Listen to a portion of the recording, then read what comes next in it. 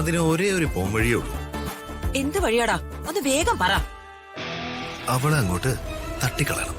നീ നടപ്പുള്ള കാര്യം എന്തേലും പറ. അമ്മേ, അല്ലാതെ അവളെ പുറത്താക്കാനൊന്നും കഴിയില്ല. അവള് വല്യമ്മാവന്റെ മോളാ.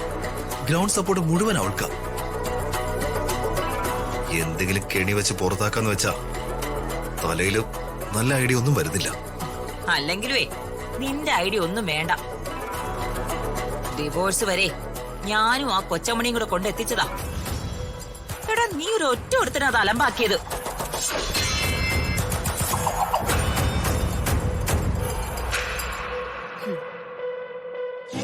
കുട്ടൂസനും ഡാഗിനിയും ദാ അവിടെ നിപ്പുണ്ട്. കുട്ടൂസനും ഡാഗിനിയോ? അവരാരാ? അവര് ചിത്രകഥയിലെ 2 ക്യാരക്ടേഴ്സാ. രണ്ടും തട്ടിപ്പും മന്ത്രവാദികളാ. രാജു രാധയും രണ്ടും നല്ല പിള്ളേരാ. നമ്മുടെ രാജുവേട്ടനെ ഋതികേച്ചിയും പോലെ. കുട്ടൂസനും ഡാഗിനി അമ്മയും കൂടി ഓരോരോ ചതികള് വെക്കും രാജുവിനെ രാധയെ ഇല്ലാതാക്കാൻ. അവസാനം കെണി വെച്ചവര് തന്നെ ആ കുഴിയില് വീഴും.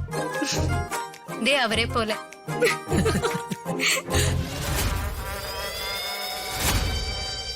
അല്ല, ഇതിൽ ആരാ കുട്ടൂസൻ, ആരാ ഡാഗിനി? ഡാഗിനി അംബികമ്മായി, കുട്ടൂസൻ ദീപകേട്ടൻ.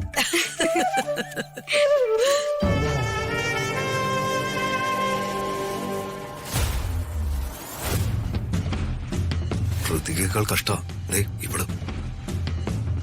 ഇവളെ ഇവിടുന്ന് തുരത്തണം.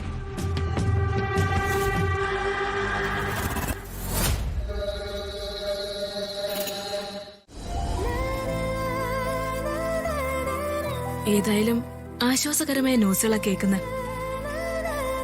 മോളോട് പ്രതാപേട്ടനുള്ള സ്നേഹം ഓരോ ദിവസം ചെല്ലുന്തോറും കൂടി വരിക.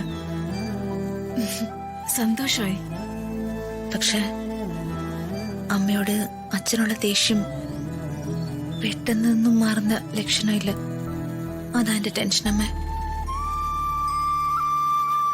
അമ്മയോട് ഒരു കാര്യം മിണ്ടി പോരുതെന്ന അച്ഛൻ പറയുന്നു. മോളെ, ഇതൊക്കെ കേട്ട് നിനക്ക് നിന്റെ അച്ഛനോട് ഒരു വെറുപ്പും തോന്നരുത്. ഇതൊന്നും പാവം പ്രതാപേട്ടന്റെ കുഴപ്പമല്ല. അതങ്ങനെയാ. അത്ര മോശമായിട്ടല്ലേ ആ അംബിക എന്നെ കുറിച്ച് പറഞ്ഞിരിക്കുന്നതും പറഞ്ഞു പരത്തുന്നതും. ആരെന്തൊക്കെ പറഞ്ഞു പരത്തിയാലും അവരവർക്കൊരു കോമൺ സെൻസ് വേണ്ടേ അമ്മേ? ഇത്ര നാളായിട്ടും അച്ഛൻ ഈ അംബിക അമ്മായിയെ മനസ്സിലാക്കാൻ കഴിഞ്ഞില്ലെങ്കിൽ അച്ഛൻ എത്ര വിഡ്ഢിയാ. ചിലരങ്ങനെയാ മോളെ. ഒരുതരം വല്ലാത്ത കൂടപ്പിറപ്പ് സ്നേഹോ. നിന്റെ അച്ഛൻ അത്തരത്തിലുള്ള ഒരാളാ. അതൊരു മോശം സ്വഭാവമാണെന്ന് പറയാൻ പറ്റൂ. എന്നാലും സ്വന്തം ഭാര്യയെ ഈ മാറ്റർ നമ്മൾ പലവട്ടം ഡിസ്കസ് ചെയ്തല്ലേ. ഇനി അത് വിട്ടുകള. പറയുന്ന നിനക്കും കേൾക്കുന്ന എനിക്കും ഒരുപോലെ അസ്വസ്ഥതയാ. എന്തായാലും എന്റെ പ്രാർത്ഥനകൾക്ക് ദൈവം ഉത്തരം നൽകി തുടങ്ങി. പ്രതാപേട്ടനും നീയും തമ്മിലുള്ള പിണക്കത്തിന്റെ മഞ്ഞൊരുക്കി തുടങ്ങിയല്ലോ. എനിക്കത് മതി. എന്റെ മകളെ പ്രതാപേട്ടൻ അകറ്റി നിർത്തരുത്. നിന്നെ മനസ്സുകൊണ്ട് അദ്ദേഹം ചേർത്ത് പിടിക്കണം. അച്ഛനും മകളും സ്നേഹത്തോടെ ഒരുമിച്ച് ജീവിക്കാൻ വേണ്ടി ഈ നാട് വിട്ടു പോകാനും ഞാൻ തയ്യാറാ. അമ്മ,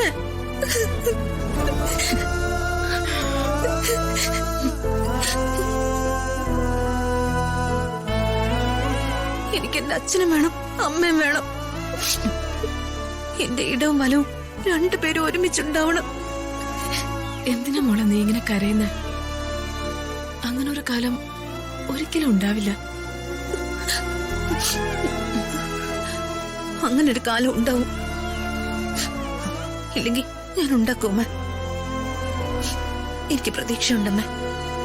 അമ്മ വിശ്വസിച്ചോ? മോളെ, നല്ലവരിൽ നല്ലവര് എന്റെ അമ്മയച്ഛനും. ശരി സാർ.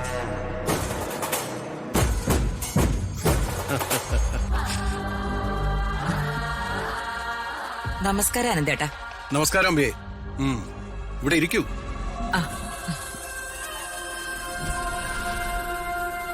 ഞാൻ വിവരങ്ങളൊക്കെ അറിഞ്ഞു അനന്തേട്ടാ.